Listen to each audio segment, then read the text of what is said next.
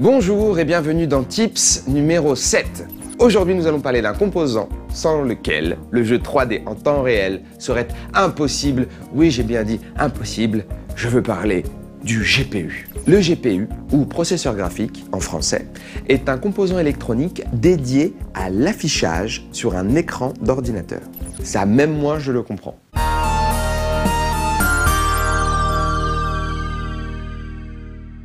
Sa fonction première est de fournir à l'écran les données d'affichage. Par exemple, le bureau de votre système d'exploitation, ou alors les vidéos que vous regardez, ou les fenêtres de vos logiciels. On essaye de donner un petit peu de classe à cette émission. Le GPU est un processeur ultra spécialisé. Presque méga, pas encore, mais ultra. Donc, comme il est spécialisé, il permet de libérer de nombreuses ressources du processeur principal, comme tout le monde le sait. Pour mieux comprendre son histoire, remontons dans le temps. Remontons dans le temps. Au début des années 80, NEC lance la NEC 7220. Cette puce sera d'abord utilisée par de nombreux professionnels, puis ensuite elle sera démocratisée pour nous, les gens normaux, par Intel en 1983, un an après la sortie de E.T. C'était il y a très longtemps. Nous allons voir l'apparition en 1983 de la première carte graphique. Bravo Intel. Bien ouais.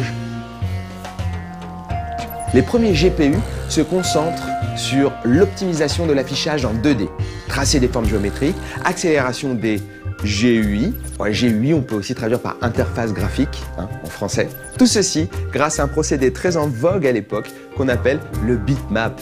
Le bitmap, vous devez savoir ce que c'est écrit BMP. Mais comment fonctionne le bitmap? Eh bien, je ne vous le dirai pas parce que c'est dans Compiler numéro 34. Regardez Compiler numéro 34. J'insiste bien sur le fait que jusqu'à présent, nous avons uniquement parlé de rendu 2D.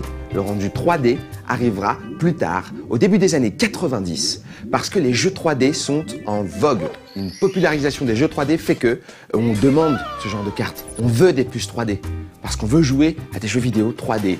Comme par exemple Wolfenstein ou Wolfenstein ou par Wolfenstein. On aime bien ces jeux vidéo là. Kevin m'a dit il y a Quake et Duke Nukem, ok. T'oublies pas Quake, parce que Quake c'est pas mal.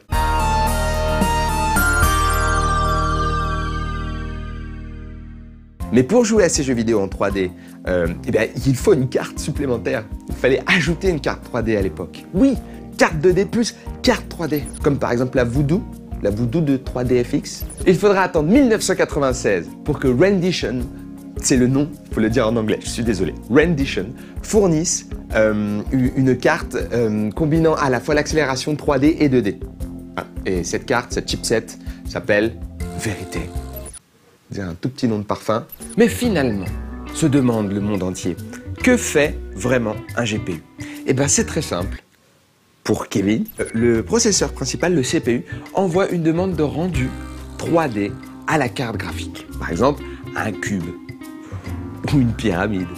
Ou un cube et une pyramide. Parce que vous êtes dans Quake et que vous arrivez à un moment où il y a un cube et une pyramide. Elle calcule donc le rendu 3D et la lumière, l'éclairage de cette forme en volume.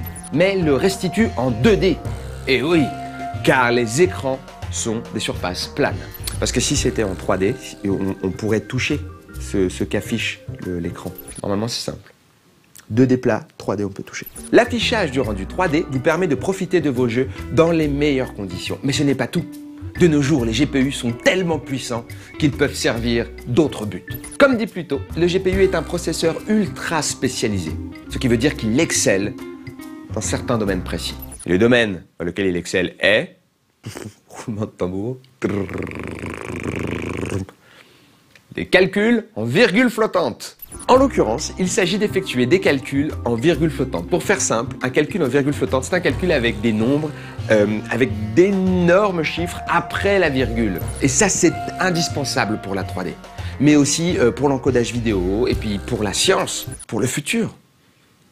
Très important. De plus, un GPU a plusieurs unités de virgule flottante qui travaillent en parallèle, ce qui augmente considérablement la vitesse de calcul.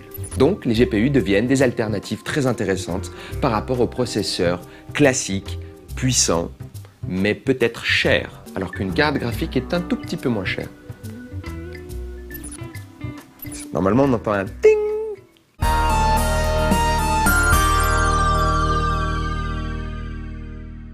Et je pense qu'on va s'arrêter là pour cet épisode parce que j'ai chaud. Donc, j'en entends bien sûr certains déjà se plaindre car nous n'avons pas parlé en détail de la gestion de l'éclairage des scènes en 3D, des shaders ou même des API, de DirectX ou OpenGL. Mais ne vous inquiétez pas, ces sujets seront abordés dans le futur. Bon, plus tard, j'essayais de donner un truc dramatique un peu comme dans Futurama, mais on va les aborder plus tard. C'était Tips et c'était tout.